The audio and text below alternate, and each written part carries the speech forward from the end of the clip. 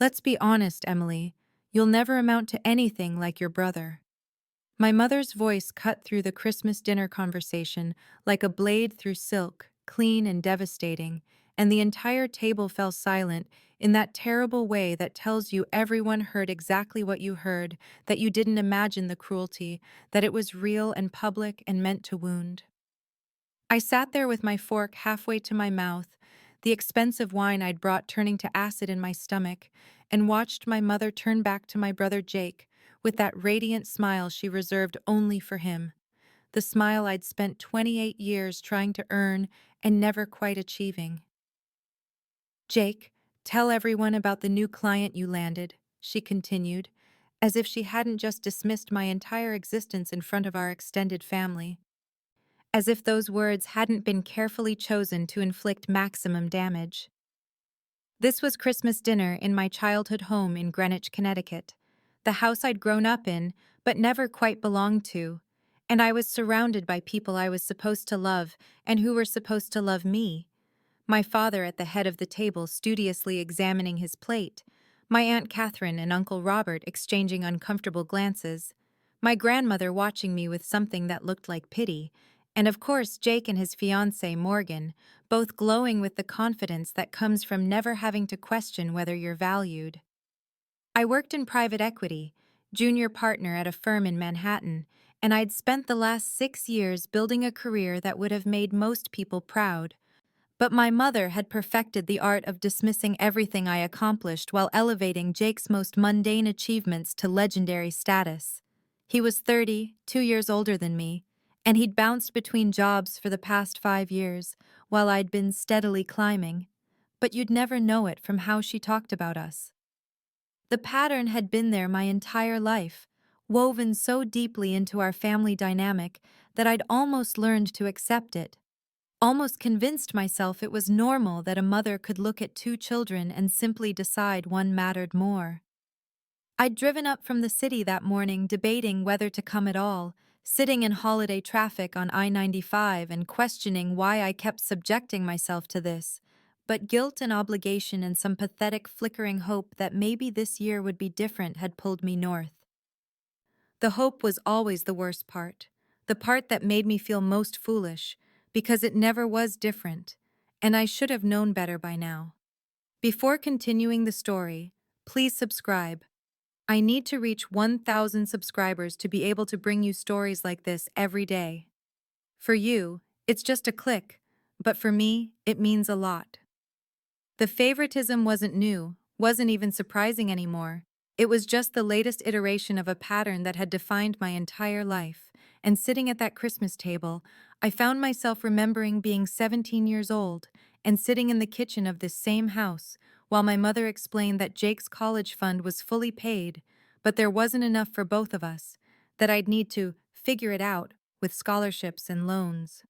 I remembered the way she'd said it so casually, as if she wasn't telling me that my education was worth less than my brother's, as if the $120,000 she'd saved for him simply couldn't be split or supplemented for me.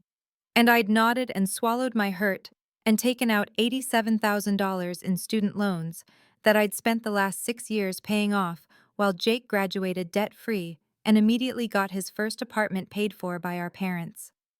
That apartment was in Brooklyn, a nice one-bedroom in Park Slope that cost $2,400 a month, and my mother covered his rent for 3 full years while he found himself and bounced between marketing jobs, while I was living in a cramped studio in Astoria with a radiator that barely worked, eating rice and beans to make my entry-level analyst salary stretch far enough to cover rent and loan payments. Every achievement I'd managed felt like swimming upstream against a current that was always pushing Jake forward and holding me back, and the current was my mother's attention, her approval, her financial support that flowed so freely in one direction and dried up completely in the other. When I graduated summa cum laude from NYU's Stern School of Business, my mother didn't attend the ceremony because Jake had a friend's wedding that same weekend in Boston, and she wanted to go with him, to meet some girl he was dating, and my father had gone with her because that's what my father always did. He went along with whatever she decided, never pushed back, never stood up for me, never once said, Maybe we should split up and someone should see Emily graduate. I'd sat in Madison Square Garden in my cap and gown, surrounded by other graduates whose families had shown up, had cheered and taken photos, and made them feel like their accomplishments mattered. And I'd collected my diploma and gone home alone and told myself it was fine, that I didn't need them there, that their presence wouldn't have made the degree more real. But it had hurt.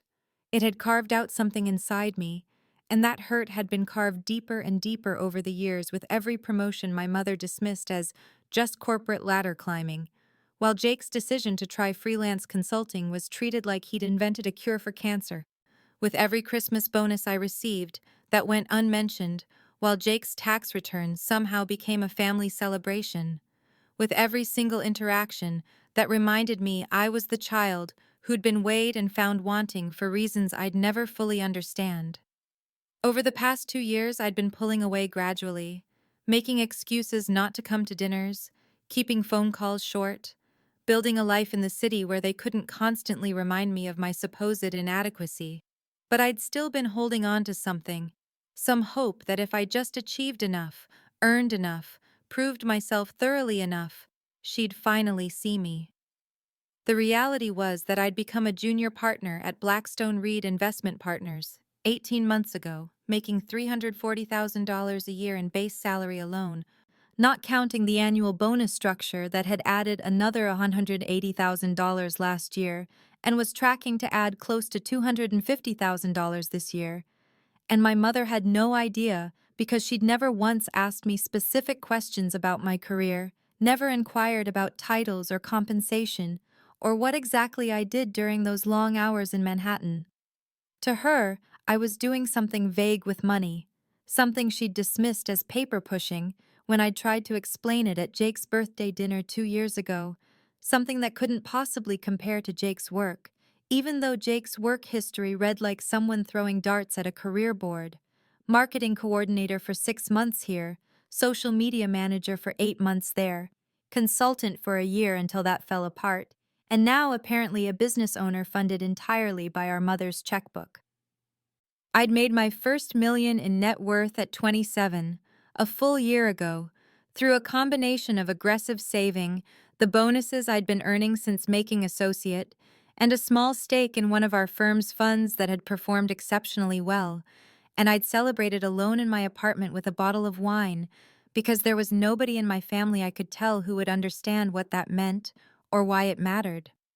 My mother had never attended a single work event of mine, not the company holiday party where guests were encouraged to bring family, not the reception when I made junior partner, where my managing director had specifically invited parents, not anything. But she'd driven to Boston twice to have lunch near Jake's office when he was working at that marketing startup that eventually laid him off. She'd never asked about my investment strategy, never wanted to understand what distressed asset acquisition meant, never shown the slightest curiosity about the deals I was working on or the clients I was managing, but she could recite every detail of Jake's failed ventures like they were heroic odysseys. The Instagram marketing business that never got past 3 clients, the dropshipping thing that lost money for 4 months straight, the cryptocurrency advisory service that he'd started and abandoned within 6 weeks. When I'd been promoted from analyst to associate 3 years ago, a promotion that came with a $95,000 salary increase, I'd called home excited to share the news, and my mother had said, "That's wonderful, dear," in the exact tone you'd use to acknowledge someone telling you they'd reorganized their closet. And then she'd spent 20 minutes telling me about Jake's new girlfriend who worked in fashion, as if dating someone was a greater achievement than a promotion that people spent years working toward. I had a portfolio now, a real investment portfolio beyond my retirement accounts, worth just over $400,000, built carefully and strategically, because I'd learned early that nobody was going to catch me if I fell, that there would be no parental safety net for Emily, the way there always was for Jake. And I'd made my peace with that by building my own safety net, my own security, my own future that didn't depend on anyone's approval or support. I'd debated not going to Christmas dinner at all this year, had spent the entire week before considering excuses I could give, a work obligation that didn't exist, a fictional illness, Maybe just the honest truth that I didn't want to subject myself to another holiday of being invisible. But something in me couldn't quite let go completely. Some stubborn hope, or maybe just deeply ingrained obligation that pulled me onto the Metro North train that Christmas afternoon with a carefully wrapped gift that had cost me $400. A first edition of our mother's favorite novel that I'd tracked down through a rare book dealer in Boston. I'd arrived at the house in Scarsdale at 4, let myself in because nobody answered the door, and found my mother in the kitchen wearing the apron Jake had given her last year. The cheap one from Home Goods, with "World's Best Mom" printed across the front, that she wore constantly, and she looked up when I came in and said, "Oh good, you're here. Can you set the table?" Without even a hello, without asking about my train ride or my week or anything at all. I was pulling plates from the cabinet when Jake arrived 20 minutes later with his fiancée Morgan, a blonde woman he'd been dating for 7 months who worked in PR and seemed nice enough the 2 times I'd met her, and the energy in the house immediately shifted the way it always did when Jake appeared, my mother wiping her hands on that apron and rushing to greet them like visiting dignitaries, hugging Morgan and telling her how beautiful she looked, asking about her family and her holiday, and making the kind of warm conversation she never quite managed with me. They'd barely gotten their coats off when Jake announced that he had big news, that he'd officially opened his own consulting business, Strategic Vision Consulting, and my mother had actually squealed, had clasped her hands together and demanded to know every detail, and I'd stood there by the dining table with forks in my hand, watching Jake describe his new venture, watching my mother's face glow with pride, knowing without him saying it directly that she'd funded this latest endeavor the way she'd funded or subsidized all his others. Later, after we'd sat down to dinner, but before the food was served, Jake had pulled out a folder and showed us his business cards, his website design, his LinkedIn page that listed him as founder and principal consultant, and my mother had examined everything like he'd presented her with a doctoral thesis, praising the logo design and the color scheme and the mission statement, asking questions about his target market and his fee structure with more genuine interest than she'd ever shown in my actual career at an actual established firm. The gift exchange happened before we ate, which wasn't our usual tradition, but my mother said she was too excited to wait, and Jake's gift to her was a $30 candle from Target and a frame with a photo of the two of them from last summer, and my mother had held that frame and gotten actually teary and said it was the most thoughtful gift she'd ever received, and then she'd opened my carefully wrapped first edition and said, "Oh, how nice, thank you, dear," and set it aside without even really looking at it, without noticing or caring that I'd spent weeks tracking it down, that the book was nearly 80 years old and in pristine condition, that I'd actually put thought and effort and significant money into finding something meaningful. I'd felt something harden inside me then, some final protective shell forming around the part of me that still wanted her approval. And when my mother had handed Jake an envelope containing what I'd later learn was a $50,000 check to help with his business startup costs, I'd simply smiled and stayed quiet and told myself I'd be leaving early, that this would be the last Christmas I'd spend pretending we were a family that valued all its children equally. The extended family arrived at 6, my Aunt Carol and Uncle Dennis from Connecticut with their 2 college-aged kids, and my grandmother on my father's side, a sharp-eyed woman in her 70s who'd always treated Jake and me more equally than our parents ever had. And the dining room suddenly felt crowded in a way that made me hyper-aware of every interaction, every glance, every word that revealed the family dynamics I'd been living with my entire life. My mother had orchestrated the seating with her usual precision, Jake at her right hand with Morgan beside him, my father at the head of the table in his typical position of ornamental authority, and me down near the end beside my younger cousin Tyler, who spent most of dinner on his phone, and as we passed dishes and filled plates, my mother directed the conversation like a conductor with a single favorite musician, asking Jake about his business plans, his client pipeline, his strategy for growth, drawing him out with follow-up questions and genuine engagement, while I sat there cutting my turkey into smaller and smaller pieces.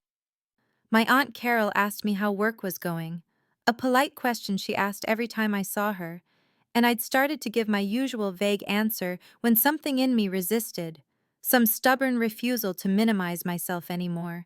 And I said that actually, I'd just closed a major deal the week before, a $50 million acquisition of a struggling retail chain that we were restructuring, and I'd been the lead on the transaction, managing the due diligence team, and negotiating the final terms. For maybe 10 seconds, I had the table's attention. My aunt looked impressed and started to ask a question. My grandmother was watching me with something that looked like pride. Even Morgan seemed interested. And then my mother's voice cut through the moment like she was pruning back an overgrown branch. "That's nice, dear," she said in that tone that made nice mean utterly unremarkable. And then, without even a pause for breath, she turned to Jake and said, "Jake, didn't you say you landed a new client this week? Tell everyone about that." I felt my jaw tighten, felt the familiar hot pressure behind my eyes that I'd learned to control years ago. And I watched Jake describe a consulting contract he'd secured with a friend's small business, something that probably paid a few $1,000s, while my mother responded with the kind of enthusiastic praise that made it sound like he'd just negotiated a merger between Fortune 500 companies. My grandmother was still looking at me, and when I met her eyes, she gave me a small shake of her head, a tiny gesture of acknowledgement that she saw what was happening, that she recognized the injustice of it. And that small moment of validation from her was the only thing that kept me from excusing myself right then. I pushed food around my plate and half listened to Jake talk about his marketing strategy, his networking approach, his vision for scaling his business once he got established. And I thought about the irony that I'd actually done what he was describing, had actually built a career and a reputation and a skill set that companies paid premium rates to access. And nobody at this table except my grandmother seemed to notice or care, because my mother had decided long ago which of her children deserved attention and which one could be safely ignored. My cousin Tyler had looked up from his phone somewhere around dessert when my mother was serving her famous apple pie that Jake had praised 3 times already. And he'd asked me directly what exactly I did at my firm, said he was thinking about finance as a career, and wanted to know what the work was actually like. And I'd felt a small surge of something, maybe hope, or maybe just the desire to be seen by someone at that table. And I'd started explaining that I worked in private equity acquisitions, that my team identified undervalued or distressed companies, conducted extensive due diligence on their operations and finances, negotiated purchase terms, and then worked on restructuring them for profitability. And I'd mentioned that the retail acquisition I'd closed the week before had been particularly complex because the company had locations in 17 states, and we'd had to analyze each market individually to determine which were viable. Tyler had looked genuinely interested, had started asking about the analysis process, and I was actually enjoying explaining my work to someone who wanted to hear about it when my mother's voice cut through the conversation with the precision of a knife. "Emily, you don't need to exaggerate your importance in these deals," she'd said, and I'd felt the blood drain from my face, felt that familiar childhood sensation of being suddenly, publicly diminished. And when I'd looked at her, she was smiling that smile that pretended to be affectionate, but carried something cold underneath it. "I'm not exaggerating," I'd said, keeping my voice level even though my hands were shaking slightly under the table. "I was the lead on the transaction. My name is on all the documentation." My mother had waved her hand in that dismissive gesture I'd seen 1,000 times, the one that erased whatever I'd just said, and she'd looked around the table as if inviting everyone to share in her amusement at my pretensions. "You work on a team, dear. You've told me that before. I'm sure many people contributed to this project." I'd opened my mouth to explain that yes, I had a team, that I'd managed 7 people through a 4-month due diligence process, that I'd personally negotiated the final terms with the seller's representatives, but she was already talking again. And what she said next landed like a physical blow. "Let's be honest, Emily," she'd said, and her voice carried that tone of gentle reasonableness that made whatever came next feel like objective truth rather than personal cruelty. "You'll never amount to anything like your brother. Jake has real vision, real entrepreneurial spirit. You just push papers around according to what other people tell you to do." The table had gone completely silent. I'd heard my grandmother inhale sharply, had seen my aunt's eyes widen, had watched my father's face do absolutely nothing, maintain that same neutral expression he always wore when my mother said something indefensible, and I'd looked at Jake and seen him staring at his plate, not defending me, but not quite meeting anyone's eyes either. And Morgan looked deeply uncomfortable. And in that silence, I'd felt something inside me finally, irrevocably break. Not shatter dramatically, but simply crack and separate like a bone that had been fractured too many times and finally just gave up trying to heal. I'd realized in that moment that I was done, that I'd spent 28 years trying to earn recognition from a woman who would never give it, that I'd accomplished things she couldn't even understand, let alone value, and that nothing I ever did would matter to her because she'd decided when I was young which child deserved her pride and which one didn't. And I wasn't going to spend another year, another month, another single day seeking approval from someone who had just told me in front of my entire family that I would never be enough. I'd set down my napkin with hands that were perfectly steady, had looked around the table at faces I'd known my entire life, and I'd said in a voice that came out calmer than I felt, "Excuse me, I need to get some air." And I'd stood up and walked toward the front door, not rushing but not slow either. Just moving with purpose while my mother's voice followed me saying something about being too sensitive and not being able to take honest feedback. And I'd grabbed my coat from the closet in the hallway when I'd heard footsteps behind me, and for one brief moment, I'd thought maybe my father had finally found the spine to follow me, to say something, to acknowledge what had just happened. But it was my grandmother, and she'd squeezed my hand once without saying anything, because what was there to say that we both didn't already know? I'd been halfway to the door when I'd heard voices from the kitchen, my mother's voice carrying clearly through the swinging door. And I'd stopped because I'd heard my own name, and my mother was talking to my aunt, and she'd said, "She's always been the disappointment, ever since she was young." I don't know where we went wrong with her. Jake has always been so easy, so successful, and Emily just never quite measured up no matter how much we tried to encourage her. And I'd heard my aunt make some non-committal sound, neither agreeing nor disagreeing. And I'd stood there in my coat with my car keys in my hand, listening to my mother describe me as a disappointment to my aunt. And something in that moment had shifted from hurt to clarity, from pain to decision. And I'd walked out the front door without saying goodbye to anyone, had gotten into my car and started the engine, and pulled away from that house with its glowing windows and its Christmas lights, and its picture of family togetherness that had never included me the way I'd needed it to. The drive back to my apartment in Boston took 40 minutes, and I'd spent them watching the highway lights blur past and thinking about every Christmas, every birthday, every graduation and promotion and achievement that had been minimized or ignored or dismissed. And I'd thought about the fact that I made more in a year than my father had ever made, that I managed deals worth more than most people would see in a lifetime, that I had skills and knowledge and professional respect that my mother couldn't even begin to understand.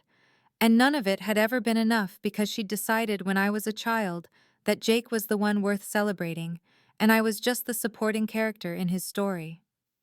When I'd gotten home, I'd sat in my living room, in the apartment I'd furnished myself with money I'd earned, surrounded by evidence of a life I'd built entirely on my own, and I'd pulled out my phone and blocked my mother's number, then my father's, then Jake's, had gone through my contacts and blocked every family member except my grandmother, because she was the only one who'd ever really seen me. And I'd felt something that might have been grief, but also might have been relief. The way you feel when you finally stop carrying something heavy that you'd been told you had to hold forever. I'd sat there until almost midnight, processing 28 years of being told in 1,000 different ways that I wasn't enough. And I'd made a decision that felt both terrifying and liberating, that I was done seeking approval from people who would never give it, that I was done making myself smaller so Jake could feel bigger, that I was done attending family gatherings where I was treated like an embarrassment, and that starting now, right now, this moment, I was going to build a life that didn't include them at all. The next 3 months unfolded like a life I'd been waiting to step into, as if cutting away my family's constant diminishment had removed some invisible weight I'd been carrying for so long I'd forgotten what it felt like to move without it. 2 weeks after Christmas, my managing partner, David, called me into his office and told me the executive committee had voted unanimously to promote me to senior partner, effective immediately, which came with a base salary increase to $480,000 plus a restructured bonus program that was tied directly to the deals I originated and closed. And he'd said something about how my work on the retail acquisition had demonstrated exactly the kind of strategic thinking and execution the firm valued most. And I'd sat there feeling this surge of validation that had nothing to do with my family and everything to do with people who actually saw what I was capable of.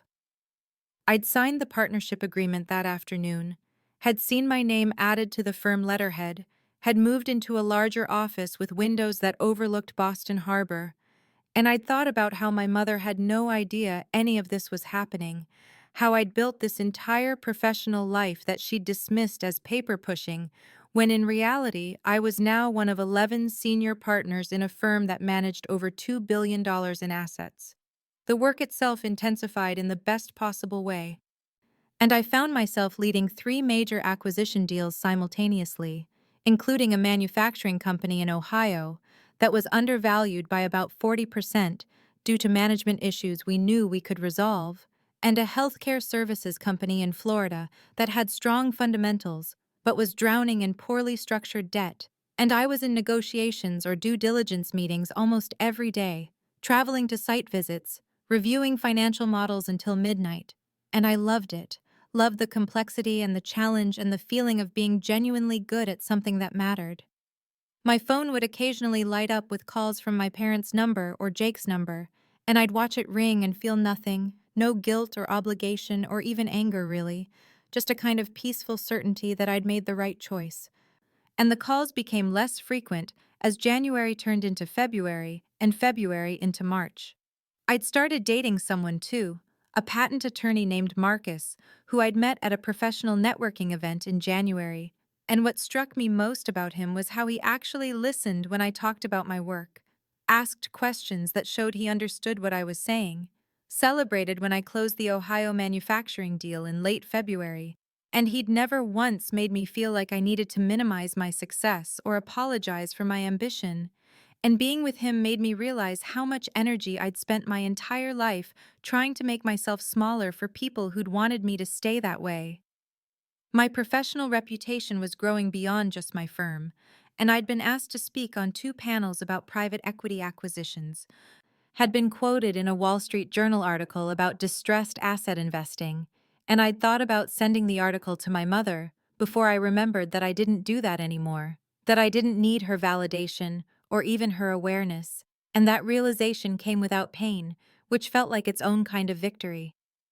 The meeting on the third Tuesday in March started like any other acquisition review, with my team gathered in the large conference room on the 14th floor, coffee and water bottles scattered across the mahogany table, and presentation folders stacked in front of each chair. And our acquisitions director, Tom, was walking us through a new portfolio opportunity that had come to us through one of our banking partners, a collection of distressed residential mortgages that were in various stages of default. The kind of assets we'd sometimes purchase at a discount and either restructure with the homeowners or, in worst cases, move toward foreclosure and resale. Though we always preferred the restructuring route because it was better for everyone involved and better for our reputation. Tom was clicking through the spreadsheet projected on the screen, showing us the addresses, the original loan amounts, the current amounts owed, the number of missed payments, and I was taking notes on about half a dozen properties that looked like good candidates for restructuring when I saw an address that made my pen stop moving across the paper. And I stared at the screen, thinking I must have read it wrong, because there was no way. But Tom clicked to the next slide with more details, and there it was again. 847 Maple Ridge Road, Wellesley, Massachusetts. Original mortgage $425,000. Second mortgage $340,000. Second mortgage in default for 4 months. And I knew that address the way you know your childhood phone number. Had written it on college applications and tax returns and emergency contact forms for years. I felt my face get hot, and I was grateful that everyone else was looking at the screen and not at me. And Tom was saying something about how this particular property was interesting because the homeowners had taken out the second mortgage only 18 months ago and had made just 8 payments before defaulting, which suggested either a failed business venture or some other financial crisis. And the property itself was worth approximately $890,000 based on recent comparables, so there was plenty of equity cushion. And I heard myself ask in a voice that sounded remarkably steady what the purchase price would be for that particular note. And Tom checked his notes and said we could probably acquire it for about $280,000, maybe $290,000, given the default status and the carrying costs the current note holder was facing. The rest of the meeting continued, and I participated normally, asked questions about other properties, discussed our strategy for the portfolio as a whole, but part of my mind was racing through calculations and timelines, and I was remembering Christmas dinner and my mother talking about Jake's consulting business, and I was thinking about how 18 months ago would have been right around when Jake had announced he was starting that business, and I was putting together pieces of a story I hadn't known I was going to hear. And when the meeting ended, I went back to my office and closed the door and pulled up property records for my parents' house, public information that anyone could access. And there it was in the county records. Second mortgage dated September 2022. Amount $340,000. Mortgagors. Linda and Robert Chen, and I sat back in my chair looking at my parents' names on the screen and thinking about how my mother had given Jake $50,000 that she'd mentioned at Christmas. But she'd apparently given him so much more than that, had leveraged her house, had put her financial security at risk for his business venture, and I wondered if my father had even wanted to do it, or if he'd just gone along with it the way he went along with everything she decided.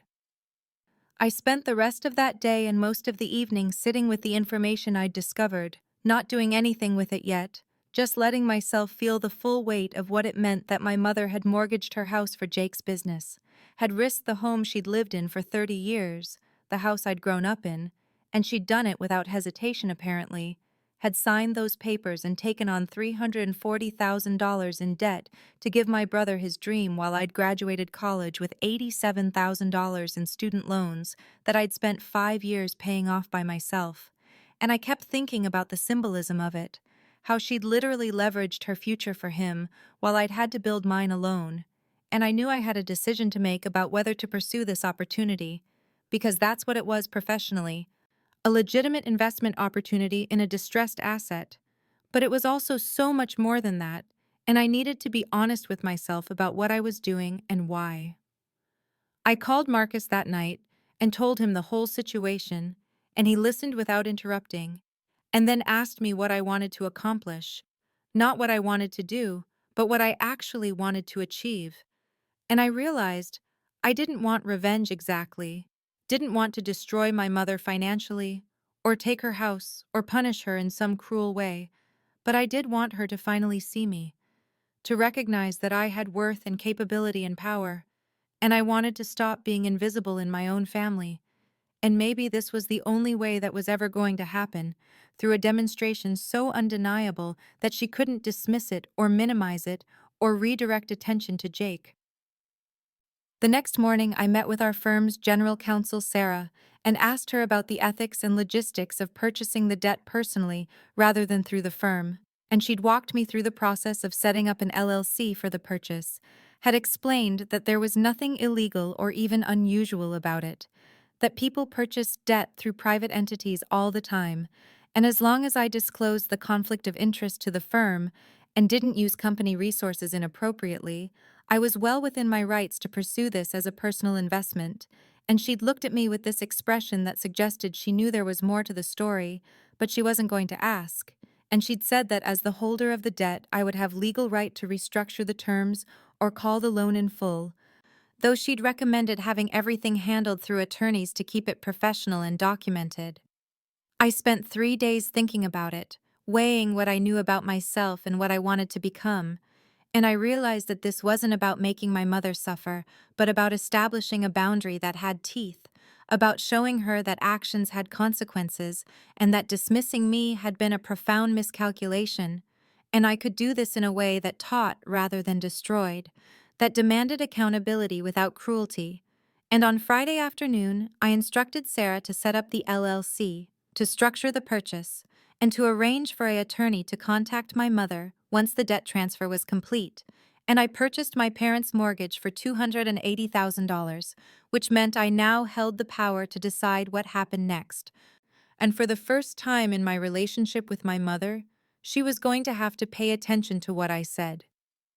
The debt transfer completed on a Wednesday morning in April, and I'd instructed the attorney handling the matter to wait exactly 1 week before sending the formal notification letter to my parents, which meant the certified letter from Whitmore and Associates arrived at 847 Maple Ridge Road on the following Wednesday. And I knew this because the tracking system showed it had been signed for at 11:47 a.m. by Linda Chen, and I imagined my mother standing at the front door in her usual late morning outfit of expensive athleisure wear, signing for the letter without knowing what it contained, probably assuming it was some routine correspondence about the mortgage. And I was in a meeting with a client when my phone started showing missed calls from a number I didn't recognize, but that had a Massachusetts area code.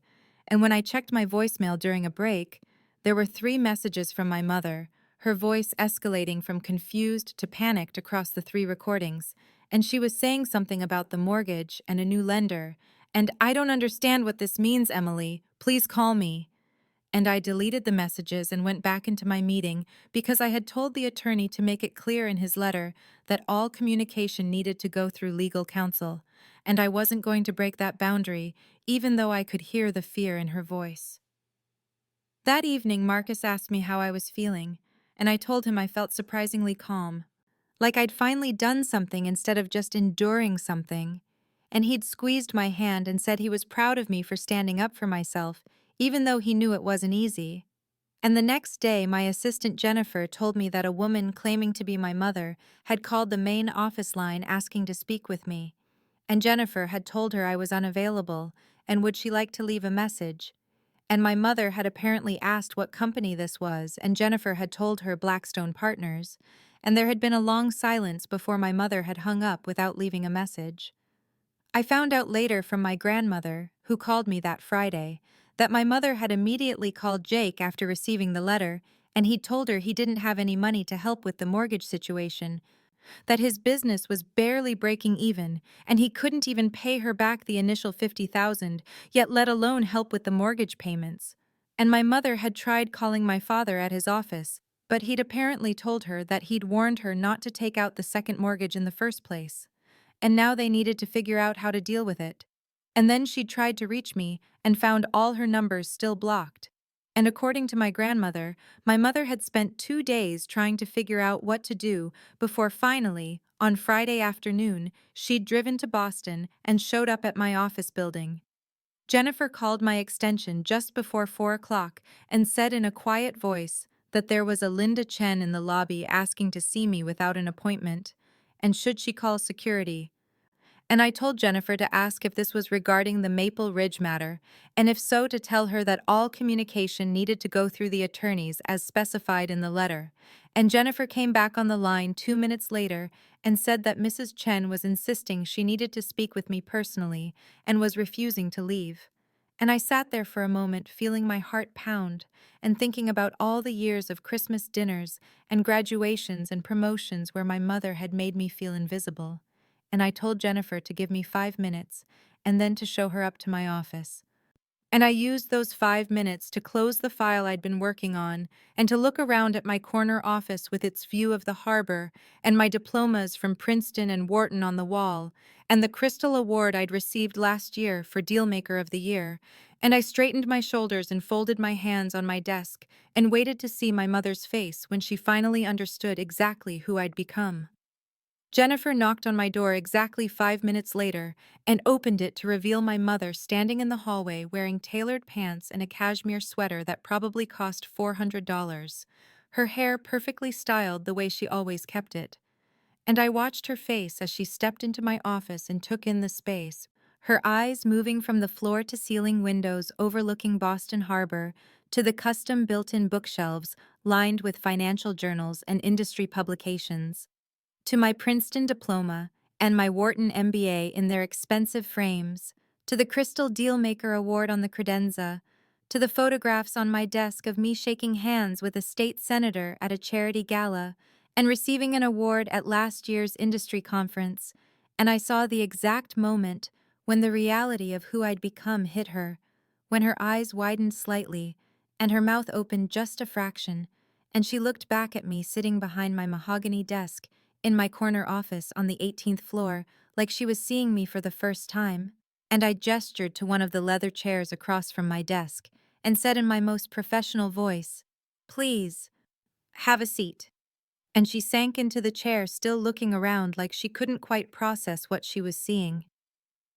"Emily, I don't understand what's happening," she started, her voice carrying that edge of panic I'd heard in her voicemails, and I noticed her hands were trembling slightly as she clutched her purse in her lap, and she said, "We received this letter saying our mortgage has been sold to some company I've never heard of, and when I called the number they told me all communication had to go through attorneys, and I tried to call you but you haven't answered, and I didn't know where else to go, and then your assistant said this was Blackstone Partners, and I looked it up, and this is one of the biggest private equity firms in New England." And she was talking fast the way she did when she was nervous. And I let her finish before I folded my hands on my desk and looked at her directly and said, "I've worked here for 6 years, Mom. I made junior partner 3 years ago and senior partner 4 months ago.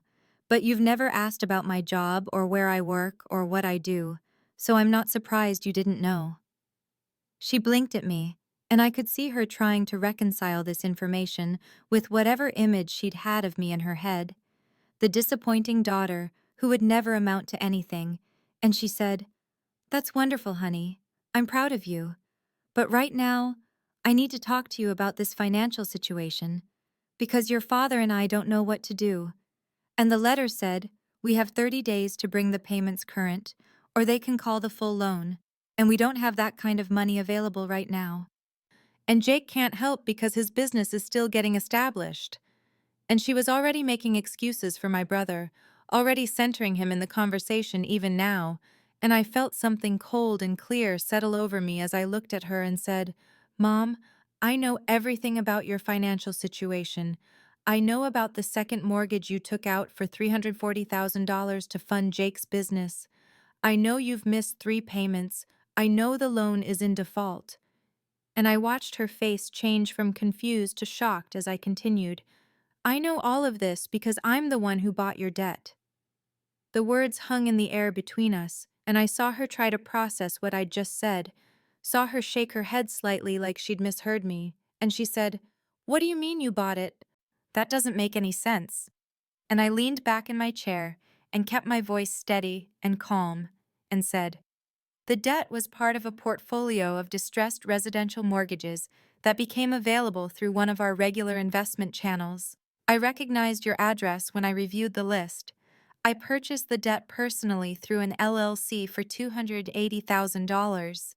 And as of last Wednesday, I am the legal holder of your mortgage, which means I have the right to restructure the terms or to call the loan in full.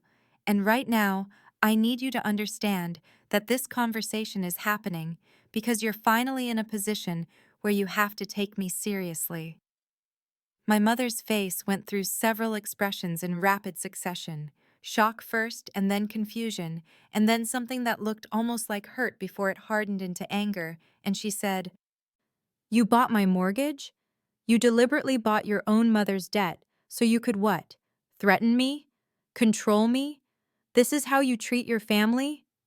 And her voice was rising now, taking on that edge of righteous indignation that I'd heard so many times before when she was deflecting from something she didn't want to face. And I felt something cold and steady inside me as I leaned forward and said, "No, Mom, This is how I establish boundaries with someone who has spent 28 years making me feel worthless. And she started to interrupt, but I kept talking, my voice still calm and level in a way that seemed to unsettle her more than if I'd been yelling. And I said, "Let me lay out some facts for you because I've spent the last 6 years working in financial analysis, and I'm very good with numbers. So here's what the actual accounting of your favoritism looks like. You paid for Jake's entire college education at Boston University, 4 years at $52,000 per year, including room and board. That's $208,000 total. And when I got into Princeton, you told me you couldn't afford to help, and I had to take out $87,000 in student loans that I just finished paying off last year.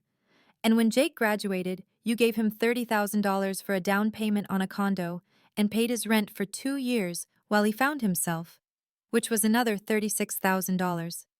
And when I graduated from Wharton, you gave me a card with a $50 check in it and told me I was on my own now because I had a good education. And then last year, you took out a second mortgage for $340,000 to fund Jake's business idea, even though he had no business plan and no experience. And during all of this, you never once asked me about my career or my achievements or whether I needed help with anything. And at Christmas, you told a room full of our relatives that I would never amount to anything like my brother. I watched her face as I spoke, watched the way she kept trying to interrupt and then stopping. And when I finished, she said, "That's not fair, Emily. You were always so independent. You didn't need help the way Jake did. He's always struggled more and needed more support." And I felt something break open inside me, not with sadness this time, but with clarity. And I said, "Do you hear yourself? You're saying I didn't deserve help because I was capable of succeeding without it. You're literally punishing me for being competent. And you're excusing Jake's dependence on you as if it's something admirable instead of something you created by never making him stand on his own." And she shook her head and said, "You're twisting everything. I love both of you equally. I've always treated you the same." And I opened my desk drawer and pulled out a folder I'd prepared because I'd known this conversation would happen eventually. And I slid it across the desk to her and said, "I made a spreadsheet, Mom, because that's what I do. I analyze financial data, and this shows every significant financial gift or payment you've made to Jake versus what you've given to me over the past 10 years. And the disparity is $247,000 in his favor, and that's not even counting the emotional investment, the praise, the attention, the way you light up when he walks into a room and barely notice when I'm there." She looked down at the folder but didn't open it, and I could see her hands shaking slightly, and she said in a quieter voice, "So what? You want to destroy me now? You want to take our house because I wasn't a perfect mother?" And I leaned back in my chair and said, "I don't want to destroy you, Mom. I want you to finally see me as someone who has worth. I want you to acknowledge that the daughter you dismissed has more financial power at 28 than you've ever had. And I want you to understand that I'm not doing this out of revenge. I'm doing this because I finally learned that I don't need your approval to know I'm valuable, but you need to face what you've done." I reached back into my desk drawer and pulled out a second folder, this one containing documents I'd had my attorney prepare 3 days ago, and I slid it across the desk next to the first folder and said, "I'm not interested in destroying you financially, Mom, but I am going to use this situation to establish some boundaries and some accountability, so here's what I'm proposing." And I opened the folder to show her the first page, which was a loan restructuring agreement, and I said, "I'm willing to restructure your debt with a reduced interest rate of 3.2% instead of the 7.8% you're currently paying, and I'll extend the timeline from 15 years to 25 years, which will reduce your monthly payment by almost $900. And I'll waive the missed payments and the late fees, which total about $8,000. But this offer comes with conditions that are non-negotiable."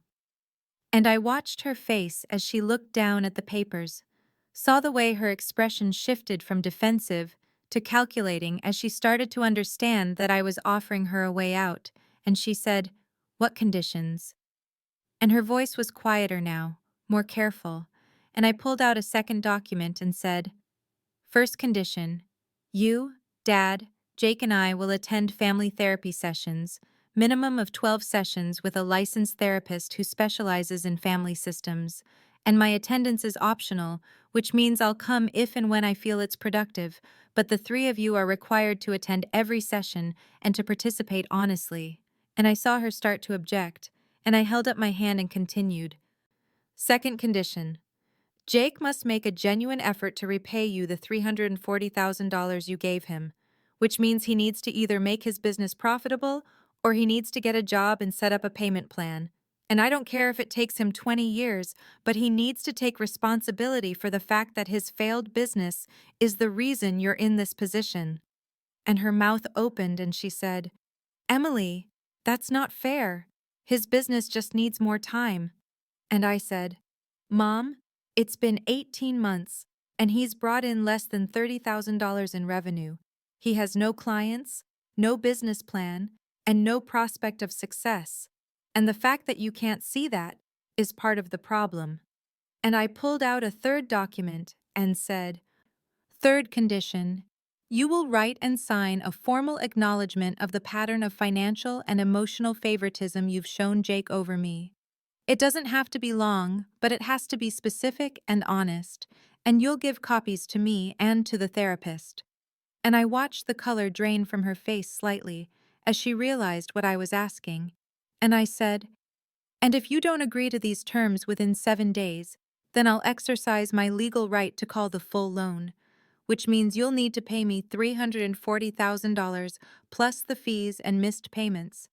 And if you can't pay, then I can force the sale of your house. And before you think I'm bluffing, you should know that I've already had my attorney confirm that everything I'm doing is completely legal."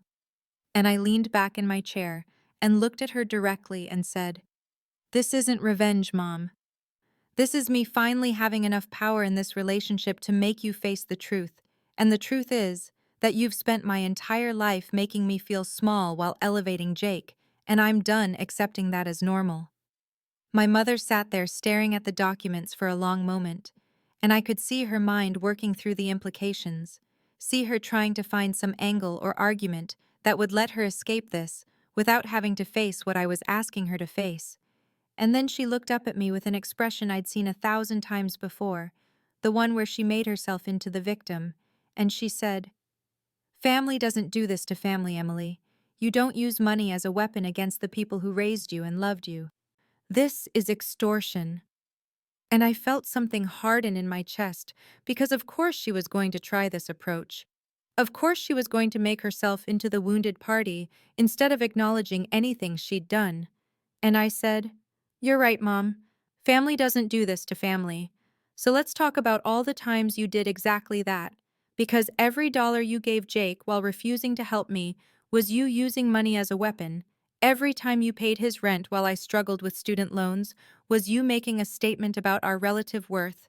Every time you funded his ideas while dismissing my achievements was you wielding financial power to show me I didn't matter as much." And she shook her head and said, "That's completely different. I was helping him because he needed it. You were always fine on your own." And I leaned forward and said, "So your definition of family is that the strong members don't deserve support and the weak members deserve everything? That's not love, Mom. That's just enabling Jake's failure while punishing me for succeeding despite you instead of because of you." And I saw something flicker across her face, maybe recognition or maybe just more defensiveness, and she said, "Jake isn't a failure. He's just finding his path. And you were always so driven and ambitious. You never seemed like you needed us." And I felt the old familiar hurt rise up, but I pushed it down and kept my voice level as I said, "I didn't seem like I needed you because you made it clear from the time I was 16 that needing you was pointless. Do you remember when I got accepted to Princeton and came home so excited to tell you, and you looked at the financial aid package and said, 'Well, I hope you figure out how to pay for it because we already committed Jake's college fund to his education.' And when I asked if there was any way you could help even a little bit, you told me I should be proud to be independent, that taking on debt would teach me responsibility?" And her face tightened, and she said, We couldn't afford to pay for 2 college educations, Emily. We had to make choices. And I pulled out another paper from my folder, a printout I'd prepared of my parents' tax returns from that year that I'd gotten from my father during one of his guilty moments. And I said, "Your household income that year was $180,000, Mom. And you could have split the college fund between us, or at least helped with my tuition, but you chose to give everything to Jake and nothing to me. That wasn't a financial necessity. That was a choice that told me exactly where I ranked in this family." And I watched her look at the tax return and then look away, and she said weakly, "You don't understand how hard it was, making these decisions." And I said, "You're right. I don't understand how you made those decisions. I don't understand how you could watch me work 3 jobs to pay my tuition while Jake partied on your dime. I don't understand how you could take out a massive second mortgage for his failing business while never once asking if I needed anything. But what I do understand now is that I don't need you to finally choose me, because I already chose myself." And I stood up and walked to the window and looked out at the city and said without turning around, "You have 7 days to decide if you're going to accept my terms, and if you don't, then my attorney will begin foreclosure proceedings. And before you leave, I want you to understand something. I didn't engineer this situation. You did. You created this when you decided that Jake's comfort was more important than my dignity. And now you're facing the consequences of treating your daughter like she was worthless, because that daughter grew up and became someone with actual power." My mother left my office 20 minutes later without another word, and I sat there in the silence feeling the adrenaline slowly drain from my system. And I tried to focus on the acquisition reports I needed to review, but my mind kept circling back to the confrontation and to the look on her face when she realized I actually had the power to follow through on everything I'd said. And I was still sitting there at 7:30 that evening when my phone rang with a number I recognized immediately as Jake's. And I stared at it for 3 rings, debating whether to answer, because part of me knew that talking to him would just extend the conflict and make everything more complicated. But another part of me needed to hear what he would say, needed to know if he would show even a shred of understanding about why I'd done what I'd done. So I answered and said, "Hello, Jake." And his voice came through tight with anger as he said, "What the hell is wrong with you, Emily? Mom just called me crying about how you're trying to take her house, how you bought her debt and are threatening to destroy her. What kind of person does that to their own mother?" And I felt a flash of frustration, because of course that's how she'd framed it to him. Of course she'd made herself into the victim, and me into the villain without mentioning any of the context or history that led to this moment. And I said, "Did she tell you why she has that debt in the first place, Jake? Did she mention that she took out a $340,000 second mortgage to fund your failing business?" And there was a pause, and he said, "That's different. She wanted to help me get started, and just because the business hasn't taken off yet doesn't mean it's failing." And I said, "You've been operating for 18 months, and you've brought in less than $30,000 in revenue. You have no steady clients, no growth trajectory, and no realistic business plan. That's the definition of failing. And Mom is now in default on a massive loan because she refused to acknowledge that reality." And he said, "Jesus, Emily. Not everyone measures success by how much money they make. Some of us are building something meaningful even if it takes time." And I felt something cold settle in my chest at the casual dismissiveness in his voice, the easy way he could reframe his failure as noble struggle, while my actual success was just shallow materialism. And I said, "Jake, did you know about my student loans when Mom was paying your rent?" And there was another pause, longer this time, and he said, "What does that have to do with anything?" And I said, "It's a simple question. When you were 23 and Mom was sending you $1,800 a month so you could live in that apartment in Brooklyn while you found yourself, did you know that I was working 60-hour weeks and paying $1,400 a month on student loans because Mom and Dad gave you the entire college fund?" And he said, "That's different, Emily. They made the choice they thought was best, and you were always so driven and successful anyway. You didn't need the help like I did." And I said, So in your mind, the fact that I worked hard despite getting no support means I deserved no support, and the fact that you struggled despite getting everything means you deserved everything? And I heard him take a breath and he said, "You're twisting it around. They helped me because I needed it, and you were fine without it. That's just how family works. You help the people who need help." And I said, "No, Jake, that's not how family works. That's how enabling works. And the reason you don't see the difference is because you've spent your entire life being protected from the consequences of your choices, while watching me face all the consequences of mine, plus the additional consequence of being treated like I didn't matter." I ended the call with Jake feeling exhausted and hollowed out by the conversation, by the realization that he genuinely couldn't see the inequality that had shaped our entire childhood. And I sat there in my office until almost 9 o'clock before finally driving home, and I spent the next 2 days trying to focus on work while waiting to see if my mother would respond to the ultimatum.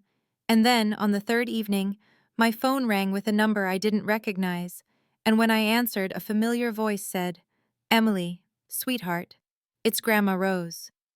And I felt something in my chest loosen slightly, because my grandmother had always been the one person in the family who seemed to see me clearly, who noticed when I was overlooked at family gatherings, and who always asked genuine questions about my life. And I said, "Hi, Grandma, how did you get this number?" And she said, "Your father gave it to me. I hope that's all right. I know you've been keeping your distance from everyone, but I wanted to talk to you about what's happening with your mother." And I felt myself tense up because I assumed she was calling to guilt me or to ask me to back down. But then she said, "I want you to know that I think you're doing the right thing, Emily. And I'm sorry I never did more to stop the way she treated you." And I felt tears spring to my eyes unexpectedly, and I said, "You knew?" And she sighed and said, "Of course I knew. Everyone knew. We all watched her pour everything into Jake while treating you like you were supposed to just figure everything out on your own. And I told myself it wasn't my place to interfere, that it was between you and your parents. But I was wrong to stay quiet. I was wrong to let you grow up thinking that was normal or acceptable." And I sat down on my couch and said, "Why did she do it, Grandma? Why did she always treat me like I was worth less?" And there was a long pause before she said, "Your mother has her own demons, Emily, and I don't say that to excuse her behavior, but to help you understand it. She was the second child in her family, and her older sister was brilliant and successful, and your mother always felt like she lived in that shadow. And I think when you came along and showed that same drive and intelligence, it triggered something in her, some old wound that made her want to cut you down instead of build you up." And I processed this information feeling a strange mix of sympathy and anger, because understanding the cause didn't erase the damage, and I said, "That doesn't make it okay, Grandma. Her issues don't justify what she did to me." And she said quickly, "No, you're absolutely right. It doesn't justify anything. I'm just trying to give you context. And I want you to know that your mother called me yesterday in a panic about the debt situation and about your ultimatum.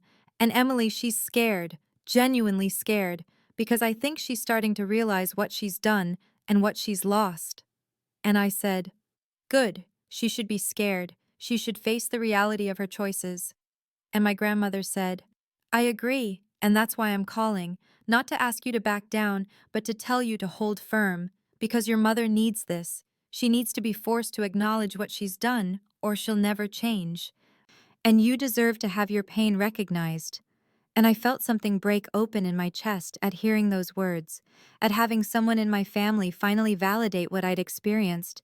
And I said, "Thank you for saying that, Grandma. You don't know how much I needed to hear it." And she said, "I should have said it years ago, sweetheart. I should have stood up for you every single time she dismissed you or favored Jake. And I can't change that now.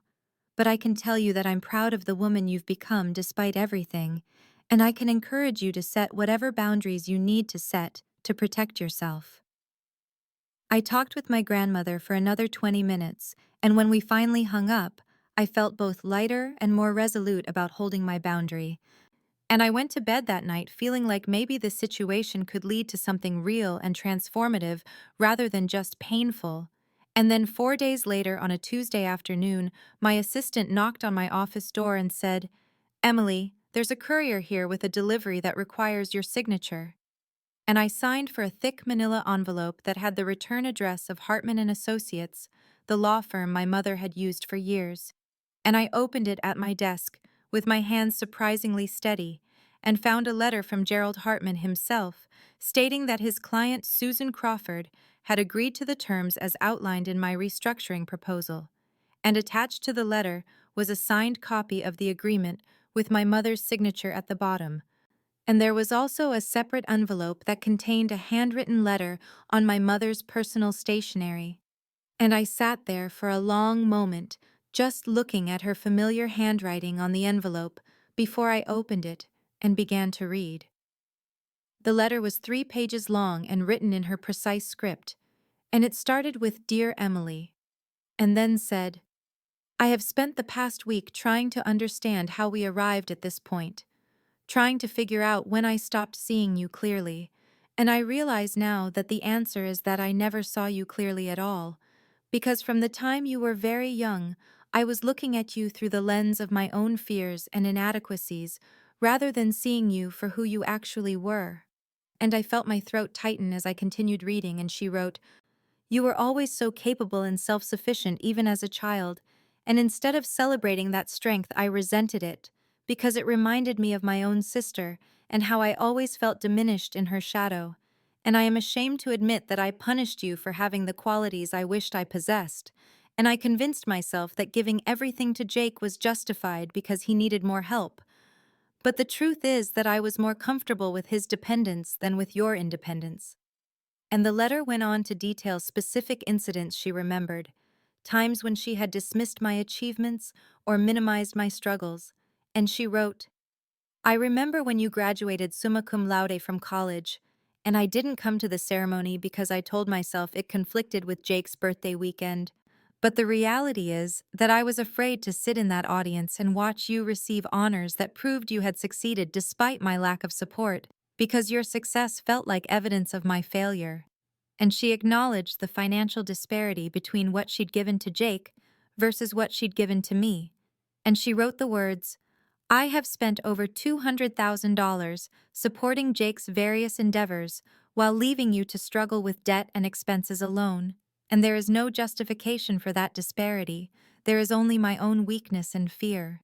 And toward the end of the letter she wrote, "I do not expect you to forgive me, and I do not expect these words to undo the damage I have caused, but I want you to know that I agree to all of your terms, not because you are forcing me, but because you are right. Because I need to face what I have done, and I need to change. And I am asking if you would be willing to meet with me in the family therapy session so that I can begin to make amends in a real and accountable way."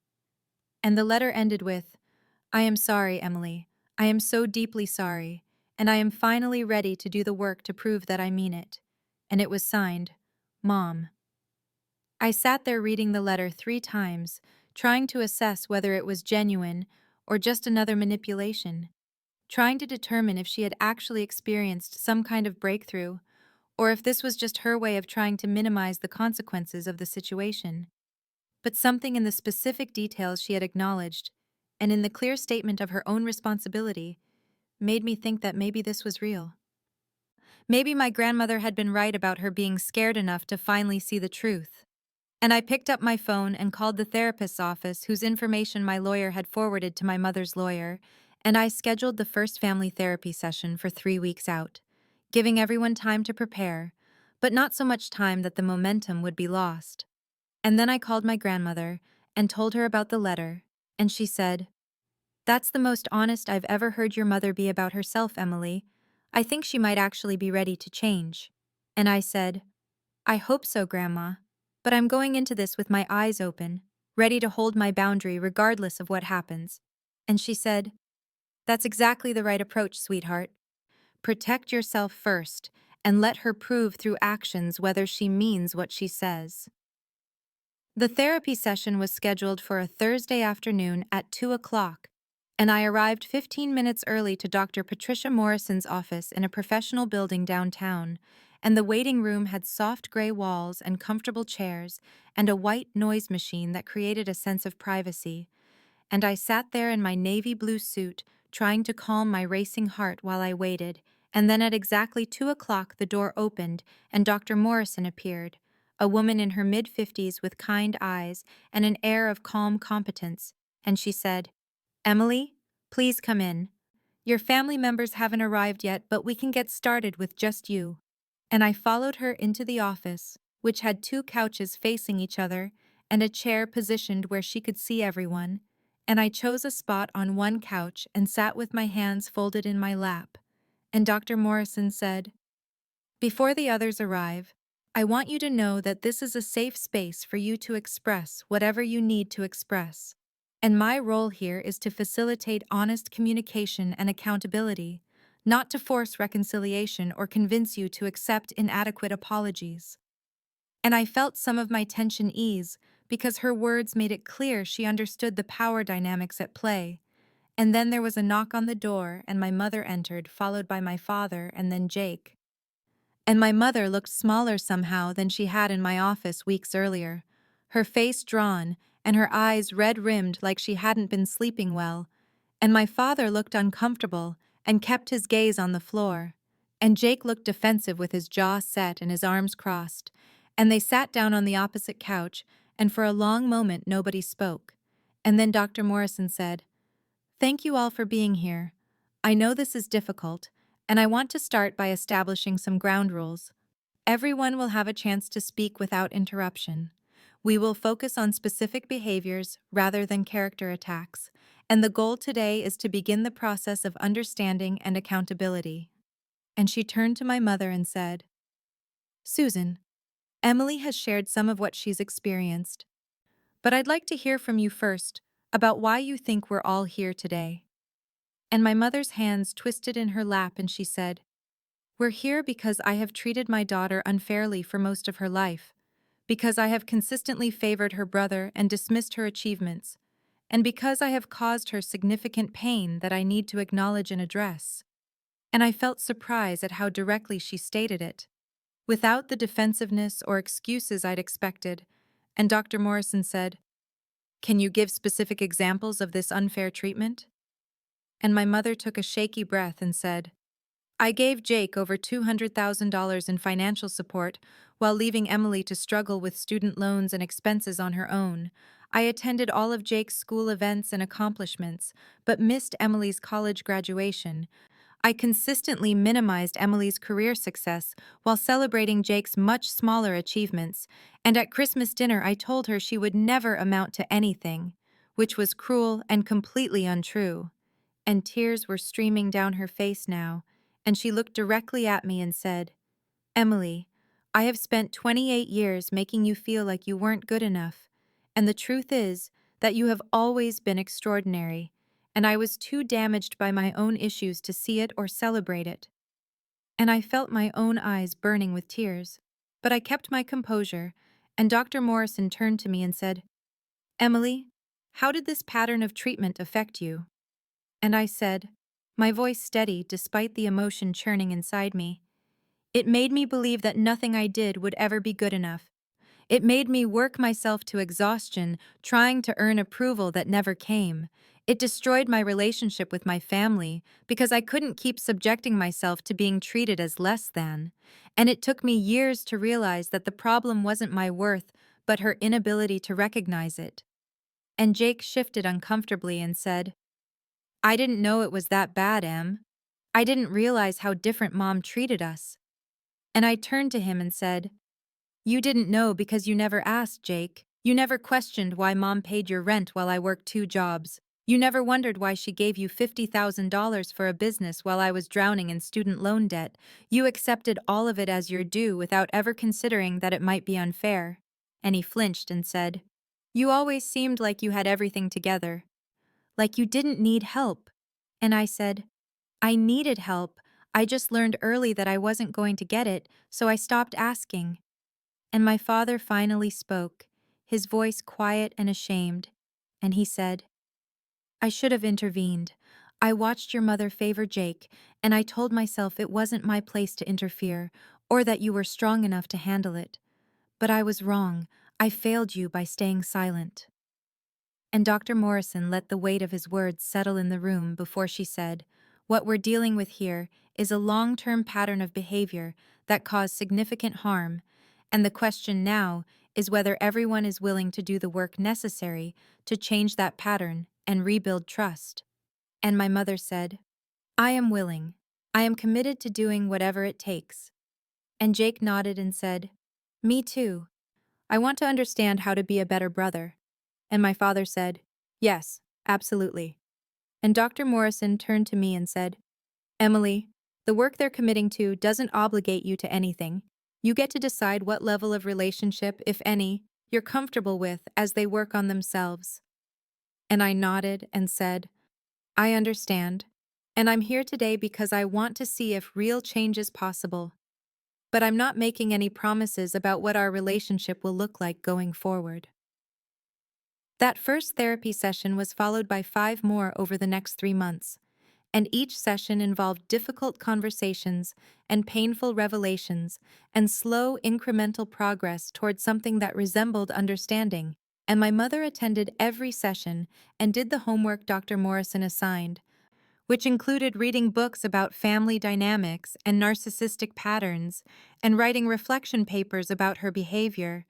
And Jake started working a regular job at a marketing firm to earn money to repay our mother, and he sold the fancy car she'd bought him and moved into a smaller apartment. And he called me once a week just to check in without asking for anything. And my father started individual therapy to address his pattern of conflict avoidance and enabling, and I watched all of this unfold with cautious hope tempered by years of disappointment. And I maintained my boundaries by limiting our contact to the therapy sessions and occasional brief phone calls. And 6 months after that first session, I was sitting in my office, which had been upgraded when I was promoted to managing director with a salary of $520,000 plus equity partnership. And my assistant knocked and said, "Emily, your mother is here. She says she has something to give you." And I felt that old tension return, but I told her to send my mother in. And Mom entered looking nervous and holding a small envelope. And she said, "I know I should have called first. I'm sorry for just showing up, but I wanted to give you this in person." And she handed me the envelope, and inside was a check for $43,500 made out to me. And I looked at her with confusion, and she said, "It's half of what I gave Jake over the years. I've been saving from my salary, and I wanted to start making things right financially, not just emotionally." And I felt tears prick my eyes because this gesture represented real sacrifice on her part. And I said, "Mom, the money isn't the point." And she said, "I know, but the money was part of how I showed you that you didn't matter as much. So making financial amends is part of showing you that I understand what I did wrong." And we talked for 20 minutes about her progress in therapy and her growing understanding of how her own childhood trauma with her sister had poisoned her relationship with me. And when she left, I sat there holding the check and feeling something shift inside me, a small crack in the protective wall I'd built around my heart. And 2 months later, I received an invitation in the mail to an award ceremony where I would be receiving the Rising Star Award from the National Private Equity Association for outstanding achievement by a professional under 35, and the ceremony was black tie at the Grand Ballroom of the Fairmont Hotel, and I was allowed to invite 5 guests. And after thinking about it for a long time, I sent invitations to my grandmother, my father, Jake, my mother, and David, who I'd been dating for 8 months, and who had supported me through this entire family transformation. And on the night of the ceremony, I wore a midnight blue gown and stood backstage waiting for my name to be called. And I looked out at the audience and saw my family sitting together in the 5th row. And when the presenter said, "Emily Crawford, managing director at Sterling and Associates, in recognition of her leadership in successfully negotiating and closing 8 major acquisitions totaling over $400 million in value," I walked onto that stage to applause from 300 of my industry peers, and I saw my mother stand up and clap with tears streaming down her face. And after I accepted the Crystal Award and gave my brief speech and returned to my seat at the head table, my family came over during the reception, And my mother hugged me carefully like she was afraid I might push her away and said, "Emily, I am so proud of you. I am so incredibly proud of everything you've accomplished." And I saw in her eyes that she meant it, that this wasn't performance or manipulation, but genuine recognition of who I actually was. And I said, "Thank you, Mom." And I meant it too. And later that night, after the ceremony ended and I was home in my apartment looking at the award on my mantle, I thought about that Christmas dinner 9 months earlier when she told me I would never amount to anything. And I realized that her words had never been true, that I had always amounted to something substantial and valuable and worthy. And the only thing that had changed was that I finally believed it myself. And that belief hadn't come from her eventual recognition, or from the award, or from my professional success, but from the hard work of learning to see my own worth clearly, regardless of who else could or couldn't see it. And I understood that the real victory wasn't in making my mother acknowledge what she'd done wrong, or in buying her debt, or in receiving industry recognition, but in building a life and a sense of self that belonged entirely to me, that stood on its own foundation independent of anyone else's approval or disapproval. And as I got ready for bed that night, I felt something I hadn't felt in years when thinking about my family, and that something was peace.